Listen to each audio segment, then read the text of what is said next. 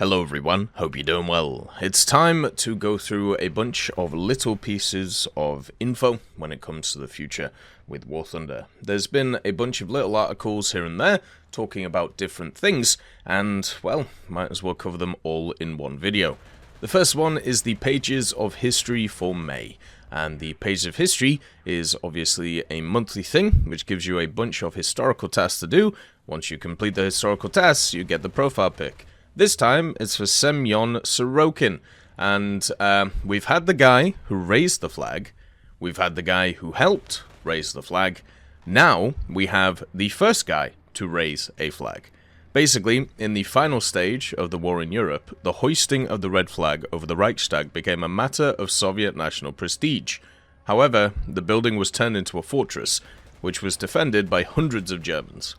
On the 30th of April 1945, under the cover of artillery, a detachment led by Lieutenant Semyon Sorokin broke into the building, captured one of the exits from the basements where the Germans were hiding from shelling, and quickly made their way to the roof, where they were the first to hoist the victory banner.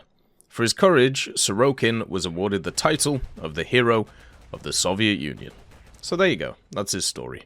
He basically took the Reichstag and was the first person to fly a flag. The more official flag flyers came later on.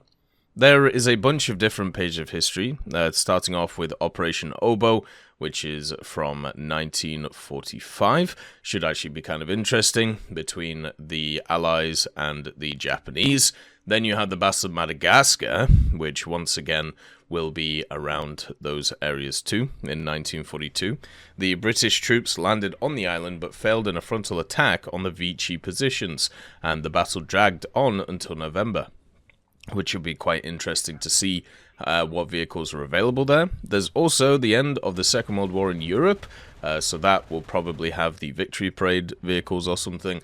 Operation Diadem also is in here, basically 1944, and of course it's the Battle of Monte Cassino, so that's going to be mainly British, American, and also German. The end of the Tunisian campaign is here too, so North African campaign from the Second World War. The Battle of Crete makes it, which is very surprising since that is an airborne operation. I wonder what they're going to do with that one.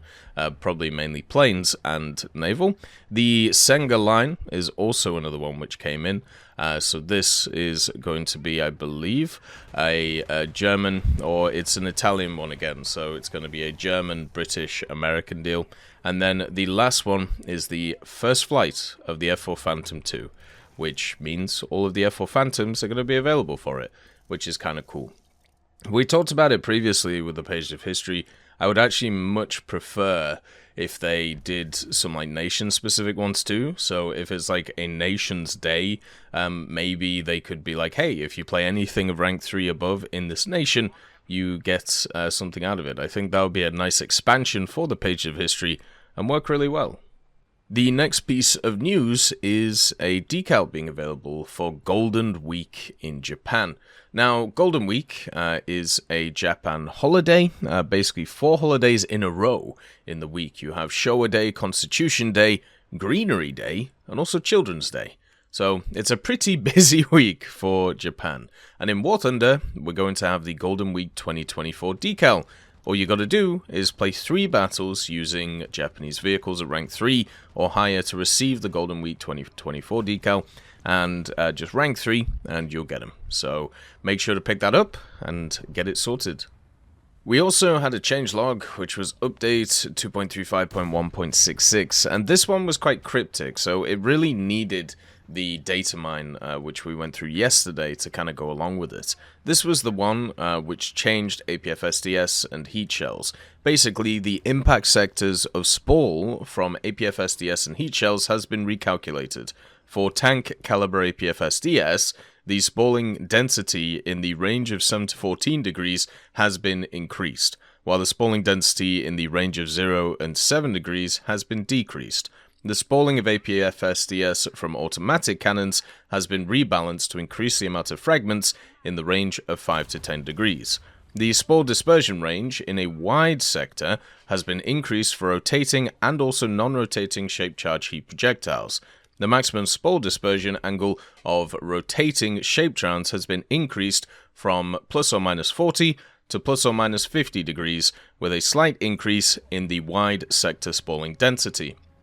Now, this tells you exactly why data mines are important. If you didn't see Ashida's post yesterday, I did a video on it. You should have a look at it because it has a bunch of different information in it. One of the things that it tells you is what is the size of a tank caliber APF SDS and what is the size of an automatic cannon APF SDS. And if you don't have that information, you won't know what's been affected and what the changes are. And what this has been like a constant problem with War Thunder for a long time, where there are just like key pieces of information that are just missed. And I've got to be honest, I don't think it's like malicious, or I don't think it's like Gaijin trying to obscure things, because then obviously they wouldn't let data mining happen. It's just one of those communication things. Like how are you supposed to know what a tank caliber APF SDS is? You can obviously, okay, 105. Probably tank, even though there's light vehicles with stuff like that. What about a 76? Is a 76mm a tank caliber? Because we have AAs with 76mm. What about the 57? Is the 57 a tank caliber one? Because there's 57s which are on tanks, and then 57s which are on autocannons. Like, there's that weird middle ground that's never really talked about and brought up. So, yeah, it's kind of a bit annoying that they don't just say, okay, this is a tank caliber, this is an autocannon.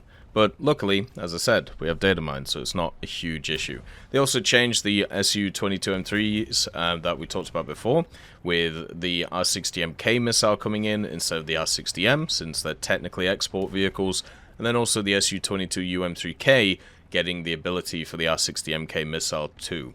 I do actually want to put in a thought here, because we're ramping up to the update, and what that means is, of course, now it's time to chat about what's going to be in the update.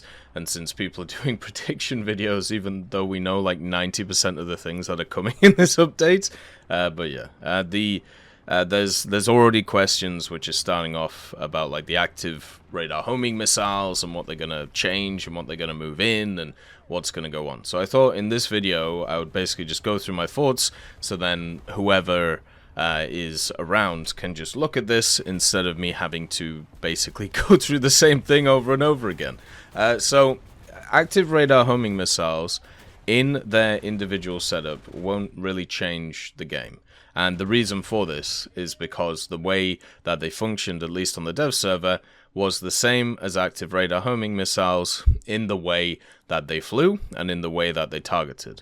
So the only issue is going to be the amount of them that's in the air compared to semi-actives, because of, you know, people just yeeting them at people without really thinking. But the defensive measures that you take against the active radar homing missiles are exactly the same as what you take against the semi-active radar homing missiles. There was no difference between the way that you defend against them. So because of that fact, the playstyle isn't going to change, because semi-actives are already very powerful at high tier.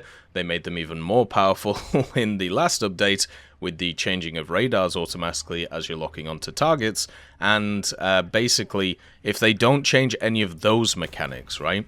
If they don't change any of the flight mechanics of the standard missile, or if they don't change how the locks work on radars, or if they don't mess with ground interference, please God forbid don't change anything about ground interference, then the active radar homing missiles are going to seek pretty much the same as the semi-active ones. So there is no difference right now between them.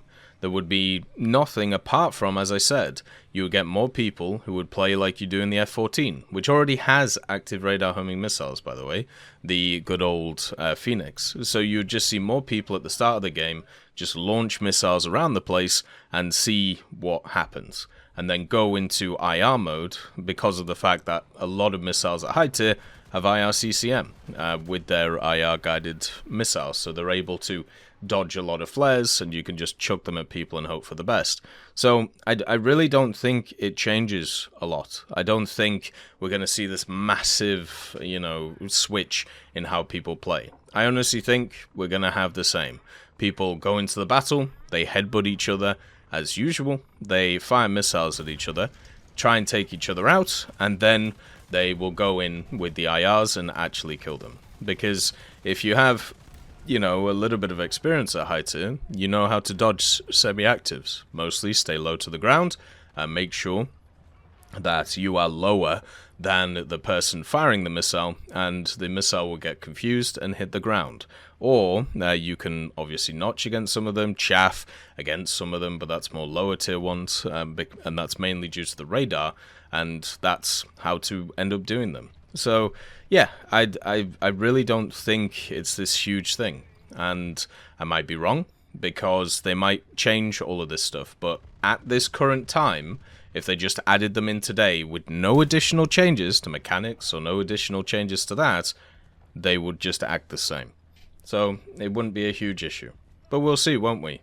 Because knowing Gaijin, they will change a bunch of stuff. So all of these words will just be void. As always, I hope you have a wonderful day, and I'll see you next time. I'd just like to thank Tullio Pontecorvo, Brendan Quinn, Carrion Crow, Gus Irenicus, Pieman, Wartinder, Teddy, Daniel Stanton, Martinez, B. Young, Alan Hacker, Ozzy Panzer, Liam Shear, Opium Prime, Lafouche, Cam Arslan, Uncle Bean, and Derek R. for supporting the channel.